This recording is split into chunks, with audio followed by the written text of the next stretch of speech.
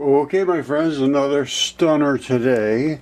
Here we have the British Museum events, and they're talking about new scientific discoveries reinterpreting Stonehenge. I said, wow, this is fabulous. So I come take a look at it, and well, sure enough, it's the same old, same old.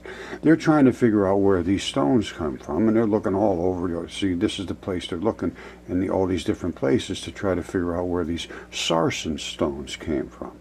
Well, I could tell you where they came from. They came from a dead guy that was laying there, one single guy.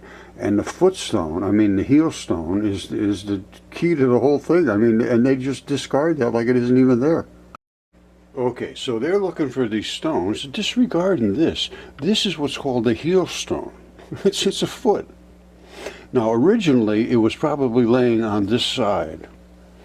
But that is a foot, almost no question. And check this out.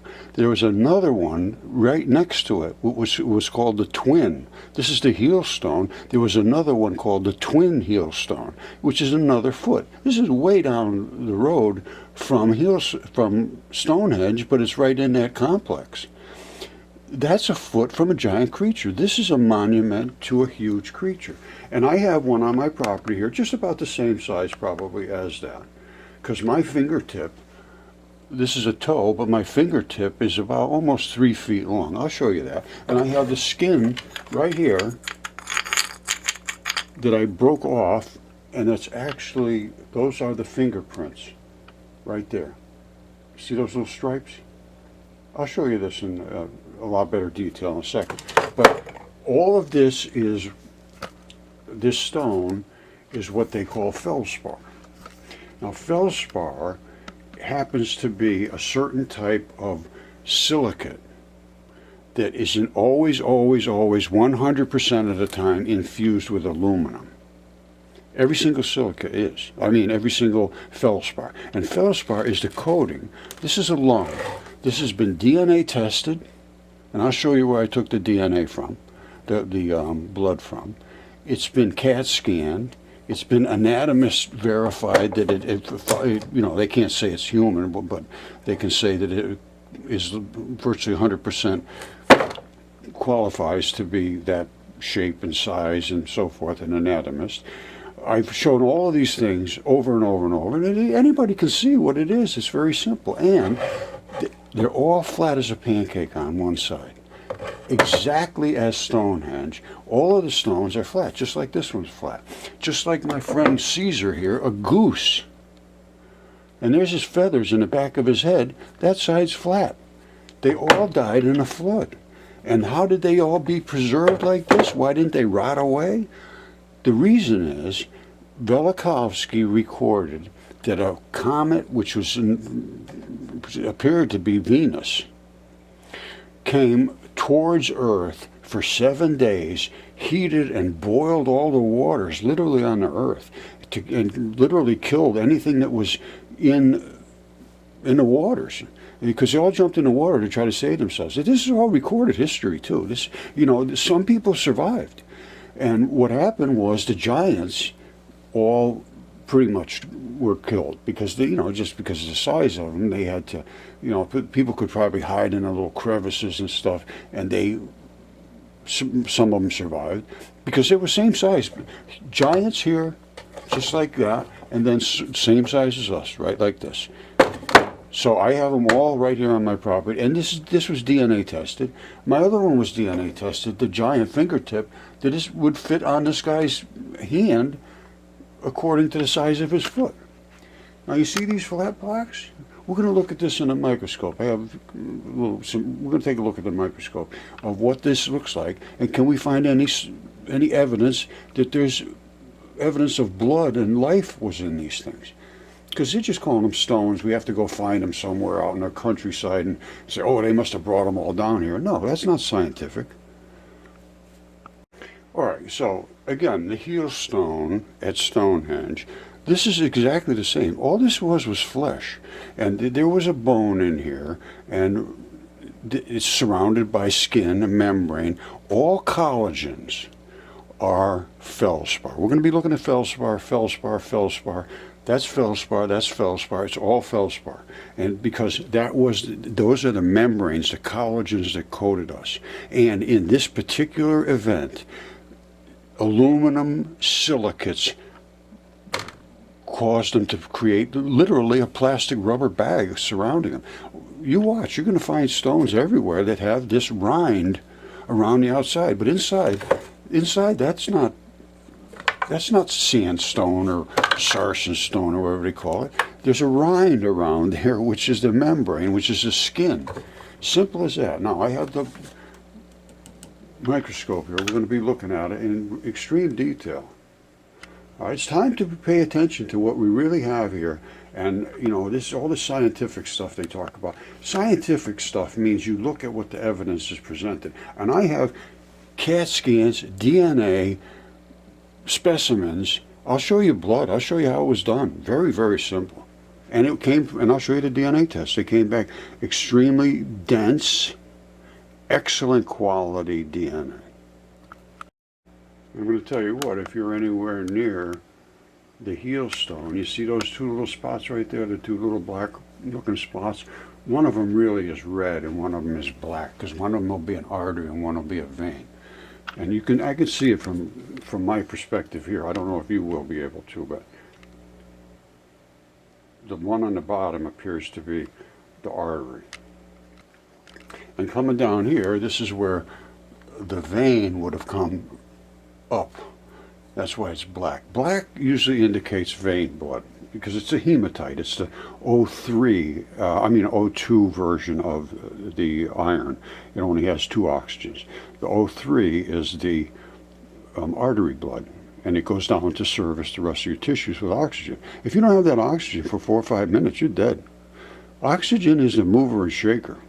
You don't have that in your body, you're in trouble.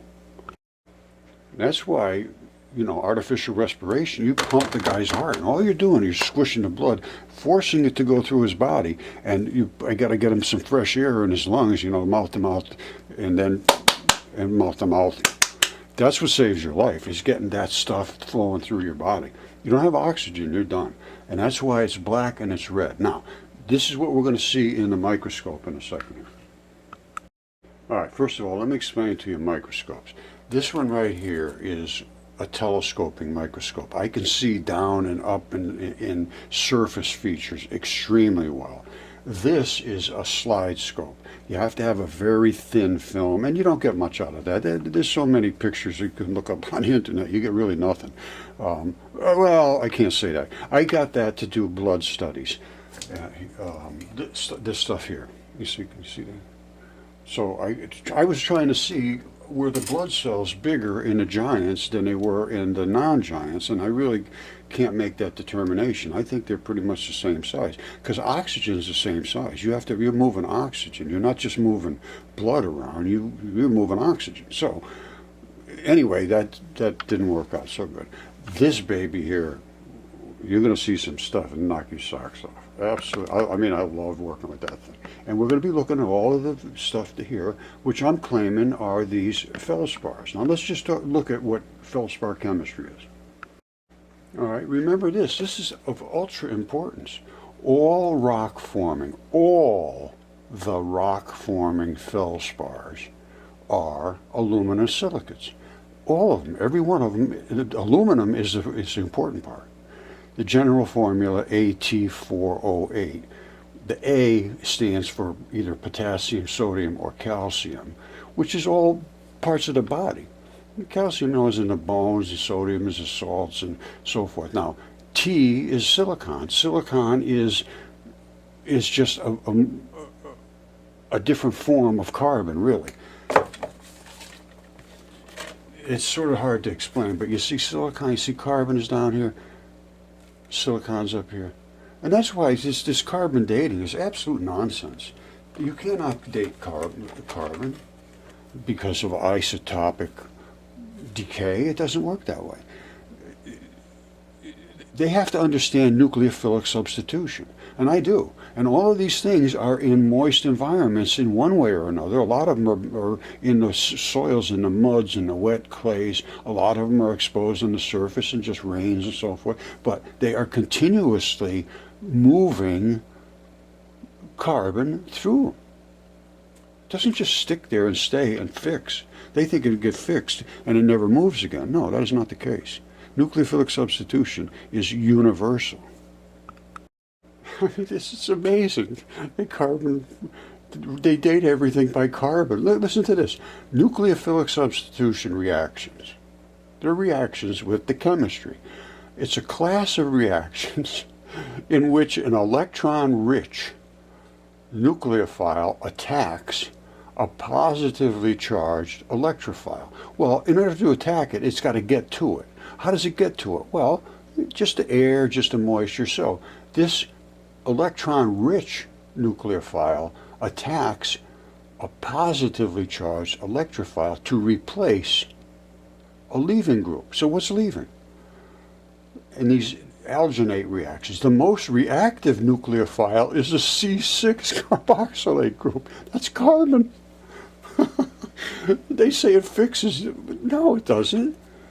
It's amazing how they can step away from everything they say to support things that are just taken for granted. Well, it's time to ungrant them. All right, I think I've got this pretty well worked out, the chemistry, the whole 9 yards.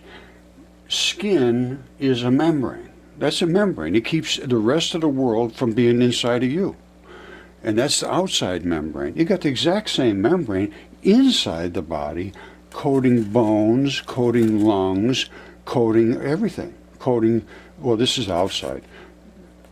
You're going to see this in a minute. But even a goose, which this is a goose. This is the goose's head. And that's his big beak or bill, whatever they call it. And these are the feathers on the top.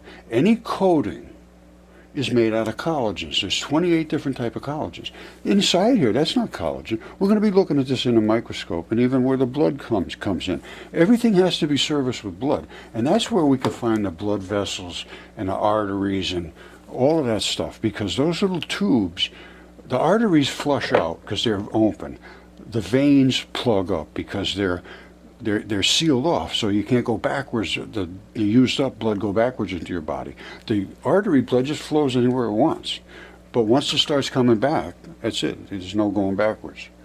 So that's the two different ways. And also, one of them is red and one of them is black in the mud fossils, as you will see in extreme detail in the microscope. We're going to be using this one, the telescoping one.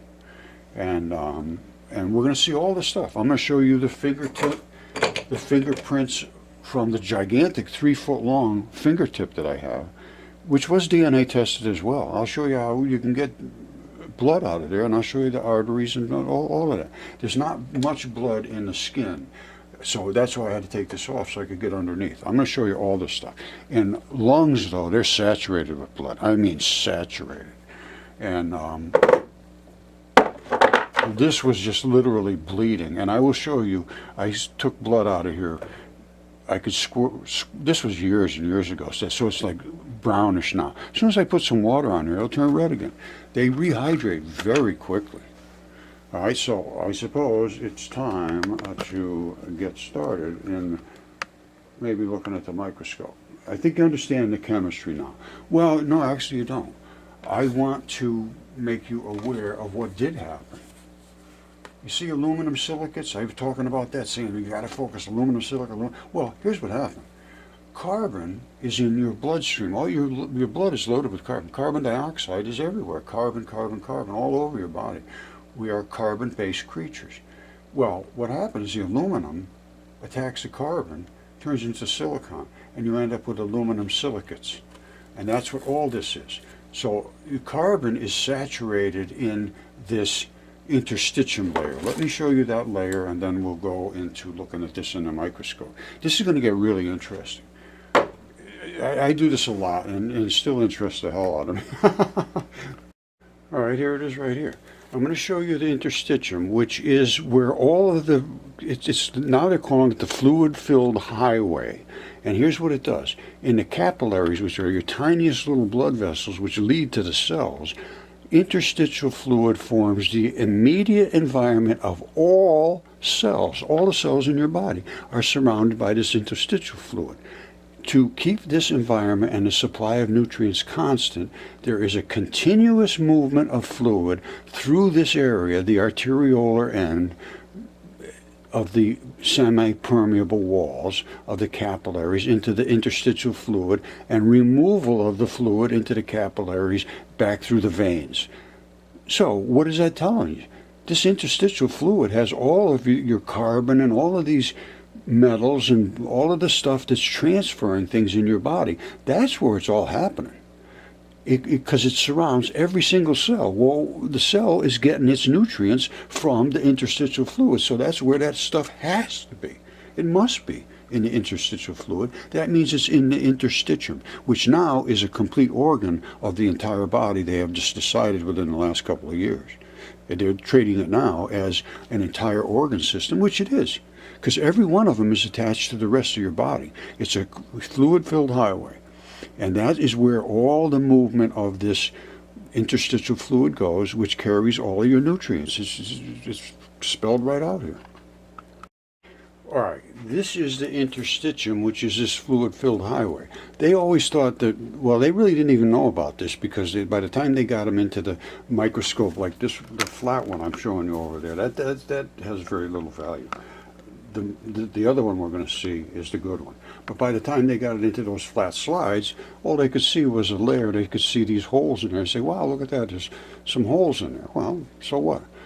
And they used to call it the epithelium. I'm going to show you how it lines every organ in your body, and it is all the surface of your body. This is called the mucosa, but it's also the skin on the outside. On the inside of your body, it's the mucosa, and it creates slime and enzymes and all kinds of catalysts from the bacteria that lives in here. I am deep into this, as deep as anybody.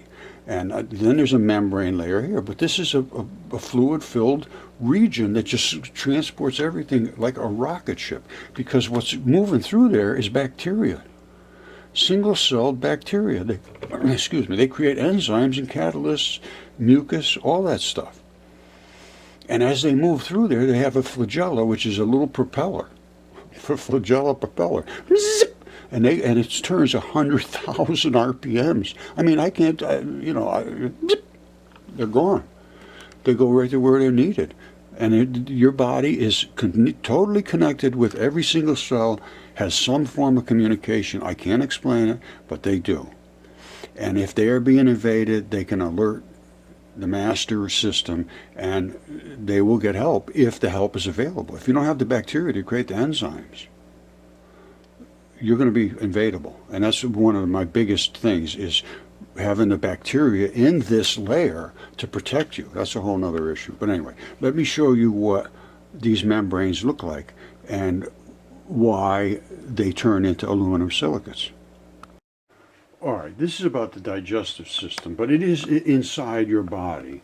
Everywhere in your body, you have this layer of tissue right here. They used to call it the epithelium. Now it's called, since about 2018, excuse me, they started calling this the interstitium fluid-filled highway. Here, here, here, here. These are different regions in your body that have different absorptive values and have different bacteria living there. And if you don't have the right bacteria living in these areas, you can't absorb your foods, you can't create the mucus to keep from being invaded.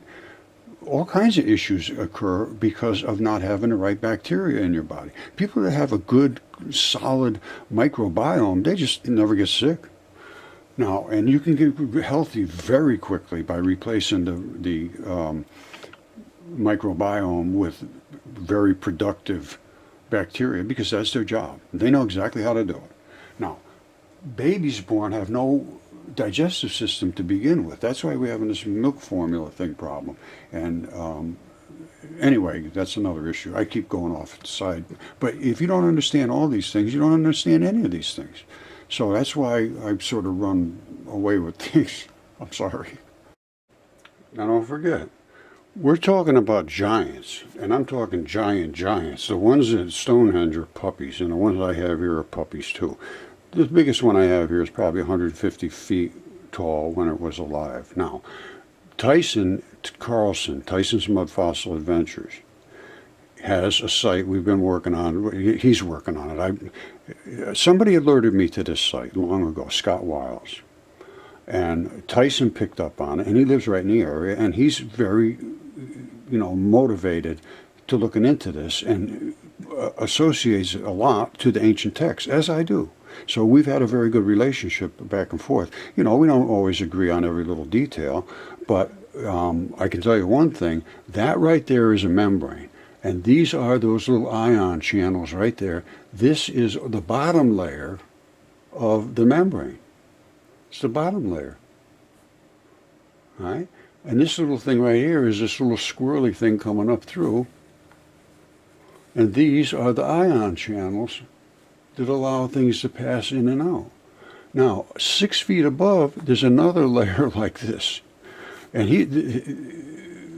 Oregon, he's in Oregon. It's just unbelievable. But there's been a pretty good cooperative effort from a bunch of people around the world that are interested. But, we're limited in our resources, but we want truth. The people that are making all these statements about Stonehenge and so forth need to address, just as they are addressing each other's ideas, they need to address what my evidence is. It's not just ideas. I have the evidence. Now, they're saying they did it scientifically. Well, I think my stuff is pretty scientific. All right, remember I told you I had a 3-foot fingertip on here, on my property? Well, it's approximately 3 feet. I call it a 36-inch tip. Now, this, look, just take your time. This is the fingernail, actually the fingernail. Now, it's a little bit eroded, but not bad. Not bad at all. Now, what is this little round-looking thing? That is a little bumper between each joint of your fingers so that it can rock against the next bone. This is the blood supplies that feed, one is the vein, the artery that feeds the blood down, and then you have all these little terminals at the end, and then the blood comes back here. I'll show you in my logo, because I made a logo I've been using for 15 years, 10, 12 years anyway, which shows these blood supplies. And there's a big vein, let's say this is an artery site. You have artery, big blowout here, and one on the end. The veins have the same thing, one here, and one here. And then they get sucked back up. These are the terminals. And they are in virtually every finger I found. They have the same thing because that's the anatomy of the blood supply. Now I have virtually every size. Normal size, a little bigger, giants. Now that is a fingertip. Remember I said they have blood on the artery on both sides and the tip. This is the vein site. See that little spot and that spot? These are the veins. They don't blow out. The veins don't blow out because they have clamps. All right? And that's where the blood ran back and back. These are the red ones here. And if I put a little water on there, you'll see that. I'm going to let this soak in for a while we do some other stuff. And you'll see that we'll be able to see biology here. I guarantee you. And we'll be able to see it in every one of them. And the fingerprints right there from the big boy. All right, I had to break that piece off right here. And all I did was smack it with a hammer. And it popped right off because it's skin. I'll show you what grip skin looks like and why it peels off. And my other giant that I also had DNA tested has the same kind of grip skin. All right, you see this? These are sweat pores. This is a fingerprint ridge, the same as like you have on your fingerprints, just like this here. And this is the one I broke off, and I have it here in the shop, and we'll look this in a microscope and see if we can find anything biological. But this is why it peels right off. It's like a dense, cornified, heavy, thick rubber pad. This coats the flesh. And it's because it's on these really scrubby surfaces. Your feet are the same thing. Let me show you. Okay, you got to look quick. You see that black stain in the middle there? That is what's called a distal phalanges bone pattern. All right. Now, this is where the blood came in. Well, this is where the artery was. This is the vein. Arteries blow out. You see, I told you. See, one on each side blew out. It's exactly what happens on these. These are fingertips, same thing. The arteries, if it was facing down this way, the blood would just run out. As it eroded, it would just run out of there. Now, on the other side, though, is the veins. You see? You see that's plugged right off. That is a vein. It's a vein right up in here, too, and there's a vein right at the end. They didn't open up. Only the red ones did, which are the artery side. You see this? This is part of this, and I had this DNA tested too. Well, it's part of the whole hand. I had DNA tested. Let me show you the rest of the hand. But now that you've seen where the blood flows in, blows out the sides, that's what happens. And blood is loaded with carbon dioxide, carbon. Oxygen and carbon, very, very dense, or very active in the body, in the system of the body. And when you die and you're in this parboiled condition, like all these things were, that's why they're flat. They were boiled from almost getting hit by Venus, apparently. That's what Velikovsky's the guy to study, and I studied him very well. As a matter of fact, I wrote a book about him, but that was just so that he won't be forgotten.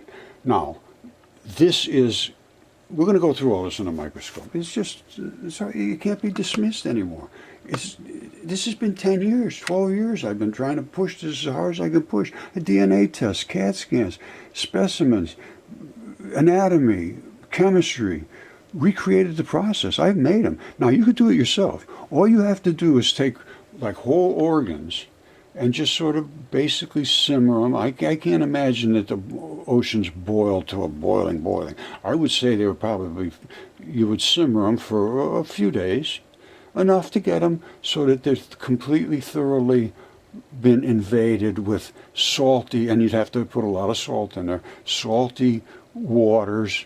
And you want some flesh in there too, because that's your red oxides and irons and so forth. So you grind up, take pretty much a whole creature, because that's what they were. They were whole creatures. They went you could throw the whole damn thing in there. Now, I just used little scraps of chicken, but it worked pretty good. They turned into mud fossils within 6 months or somewhere around there. Within a year or so, they were you'd hit them like that, and they'd snap pretty hard. They were pretty solid. Now, I have a lot of the parts to this particular hand. And the fingertip I showed you is extremely eroded. That came right out of this general hole. All came out during the course of a little, very shallow excavation to put in an office. So it wasn't a full basement or anything, and all this stuff came out. Now, that's the grip skin. You see that silver stuff? It's a different chemistry and a different, it's cornified skin. And this is like red flesh stuff. Now, this little cleave right here, if you took your hand and pinched it together, you have one of those in between your fingers, your pads too. This is the pad. This is a left hand. If you splay your left hand back, you're going to have this tendon running down, all right in the middle. Your left thumb is going to go off this side. Your big pad is here, and it's a big fluffy pad, and that runs all the way over around the edge, down. And this is the grip skin. You see it? It's peeling off because it's a different type of skin. All right, and the rest of the body, it didn't do this. The rest of the body just sealed what was inside. It didn't laminate. Grip skin basically laminates finger skin and foot skins. To me, it does. I'd love to have somebody test grip skin to see if it contains excess iridium, because iridium, there is a layer of iridium that apparently coats the whole world. Louis Alvarez, I believe, discovered this iridium layer, and he took some takeaway from it, but I'm not going to get into that. what I want to know, is it from this great flood where it washed out of grip skin? Because grip skin, I could see might maybe have iridium in it. I'm not sure. All right, now, these are both lungs. This one still has all the pleura on it, and I took, right from that red area down there, I took a sample, a really dense red sample out of there, bagged it up, sent it off to the lab to be tested for DNA, and it was human. And I took the same thing from the big 36-inch tip that I showed you, where I have the grip skin and all that stuff I was showing you, and then the other one was 3 foot wide hand. I also did the same thing. All three of them I took samples from, and I know where to take it from. I didn't take a swab off the surface or something. I went right into the blood supply, and I'm going to show you how I know how to do it, because we'll be able to see it. And blood came out of these very, very easily. There's tons of blood in rocks. You can get blood out of virtually every rock. These are the actual alveoli. This one was stripped down.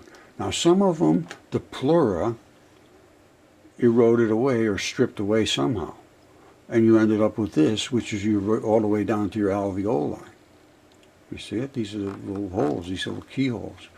Now, this one still has all the pleura. You see all this coating on the outside? That's what this is. This one over here had little blobs of blood coming out of these little red spots. You want to see something funny? This one here has all of its pleura. I mean, just like you could took it out of a body. And here it is right here. And it's, again, flat as a pancake. You see it? Flat, flat, flat. Same thing with that one there. Now here's one that's right in the middle between the two. You see this? This is the same as that. This is the same as that. It's all partially worn away. But it's got the same thing, flat as a pancake on the back. All these things died in a great flood. This was not a joke. This was not a false story. These things, and there were giants everywhere. They were everywhere. Just as I showed you Stonehenge. That is available for anybody to look at and to verify by looking at what I will be showing you in a microscope. You're going to see the coating, which is the feldspar, aluminum silicates. Then you're going to see inside the basalts and whatever they want to call it, sarsen stones. Okay, I said literally everything is coated with this membrane layer they now call interstitium, but it could be skin, it could be mucosa, it's your intestinal linings, membranes, synovial sheaths, all of that stuff that houses that membrane. And this is a genuine cowhide, a leather belt. So it is also that interstitium, which I showed you, has all those fibers running through it. Let's see if we can find those fibers in those black balls. All right, here we go. I got to turn the light off. We're going to go up into the microscope, and guess what we have there? All those little fibers and those black balls. Let me turn the light down and make it a little easier to see. Now, you see it there? All of those are those black ball anchors, and all of these fibers are the fibers. Now, if I go to a belt loop, you see there? Those are the fibers. Each one of those black-looking balls has a fiber attached to it. That's why they make such excellent fabrics. Belts are made out of leather, and leather is nothing more than interstitium. All right, this is the lung, and this is, again, interstitium coats everything. That is the membrane, and that is that fluid-filled highway. Now, let's go look at it in a Z microscope. There it is right there. It's basically the same as the belt, only it's, you know, a little more rubbery. Belts are tanned. All right, tanning is a process where they roll it and flatten it and crush it. Nothing's ever been done to this. This is just the coating that's on top of this lung. And you see all that red blood? I mean, it is saturated with red. I'm going to show you where I took out the original sample. Hold on. All right, this is that lung. I just put a little water on here, and you can see that this is after being 10 years, 12 years in my shop. In dryness, I never really water it or anything. Now, here's how I originally did it. I took a pin drill like this and drilled right into one of these red bloody spots. You see right here? That'll just, I mean, it'll scrape right out of there. You can scrape as much red blood as you want out of here. It's all over the place. Now, of course, I cleaned it off real well first. I have a pick here somewhere. Here it is. Now, I'm going to try to dig in here and show you how easily this stuff comes out of here.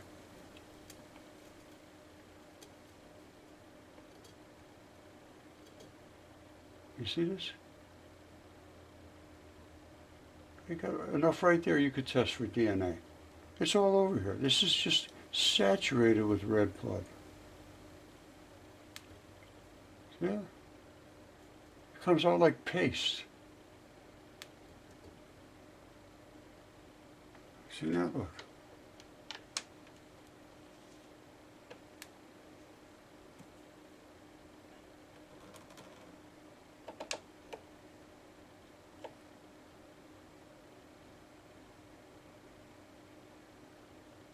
That's what I just extracted out of there right there.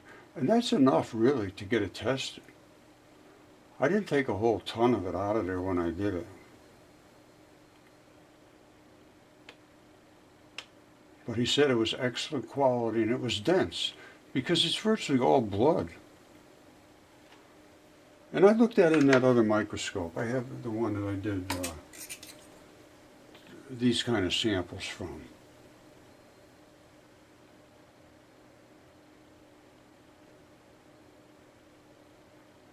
It's blood. I could tell it's blood, but I don't know if it's bigger. I don't think it's bigger for the giants. But again, the molecule doesn't change, so anyway. All right, you can see the exact same thing that was on the lung, which is everywhere else. This is on the same thing they're talking about, these sarsen stones.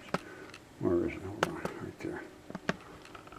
You have to have the lights off to be able to see this. Now, I'm going to put a little water on this, and then we're going to see what it looks like in the microscope with the water.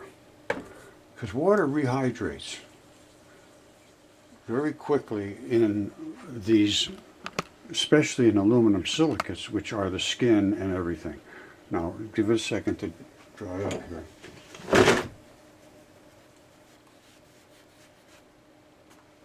All right, let's just follow it as it dries up. Now, again, there will be all these little black balls. Well, let me just let it dry up.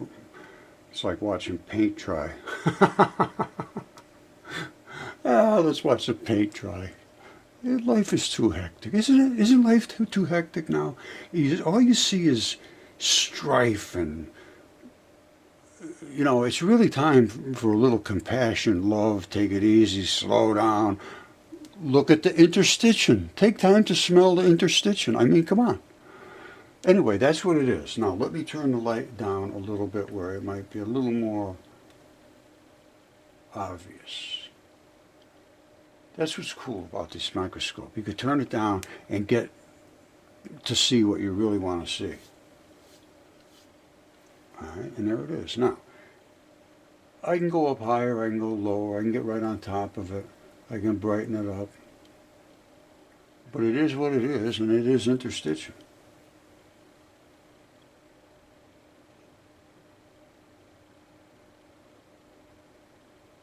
Now, again, that's the surface. I'm going to come back down and we're going to look at it.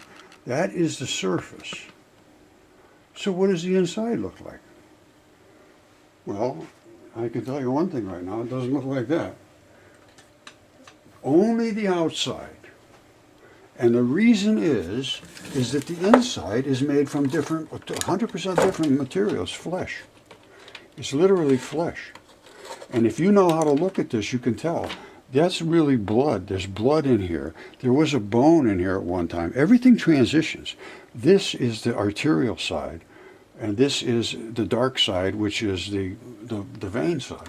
Now let me put a little water on this and then we'll come back to it and look at it. Right now, oh boy, I can't get it close.